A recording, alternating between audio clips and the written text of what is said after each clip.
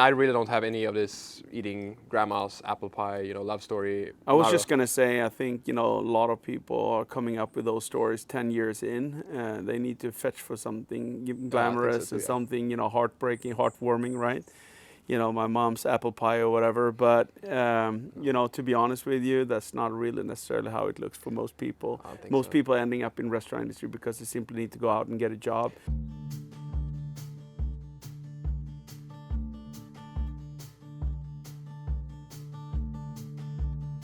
Yeah, it was just, like you said, like a locker room feeling. It was, I think, kind of a thing. Instead of going into the army, you went to a restaurant. And it was like always high tempo. It was party afterwards, nightclub, whatever. It schooled you somehow. Yeah, and being young and being 14 or 13 or whatever, like it was pretty cool back then to like, oh, I can go to nightclubs when I'm 14, but the age limit was 18. Yeah, it was always rock and roll, really. It was kind of like, taking one little small step into the adult life.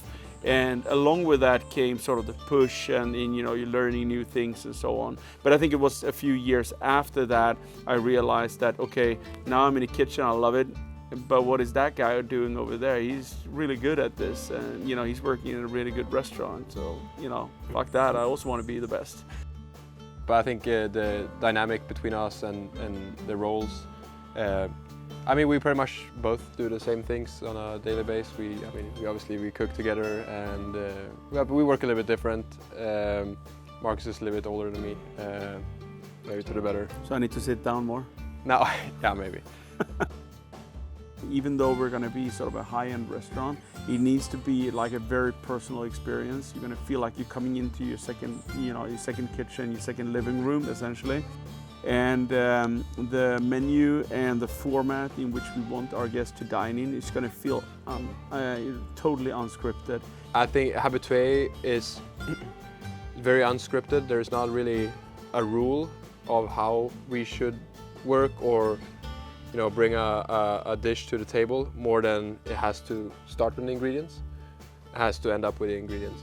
And for us to convince you guys to love it or to be a fan of it, we have to be the first, I think, fan of the educators, of the dish or particular ingredient. I think everything we get ourselves into, we have huge expectations. At least from Dry Ager, we knew it's a bigger brand, it's a serious brand. It looks amazing. We heard so much good stuff about it, and I have nothing else to say than it's for sure, man. I can fill in. I think for us, Dry Ager was no doubt a cabinet that would be able to elevate our sort of basic meat and poultry. But I think what we learned is what you touched on earlier as well, like how it can also change our precision when it comes to developing charcuterie and starting and storing and maturing cheese. It's just that's been awesome. And quite honestly, they're beautiful, but I can't wait to see how awesome it's going to be also once we actually get to integrate them perfectly in our living room. So I think to me it's beyond expectation in that sense that they facilitate us with the environment where we can professionally take our art further, and at the same time they're very pretty, and it's just a great addition to the room. It gives structure to the meat, as it reduces the water content ever so slightly.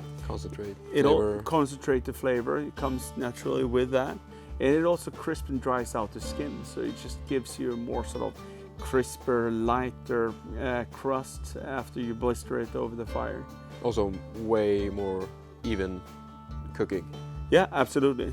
Yeah, because it's less water, so it has less. It's more even cooking.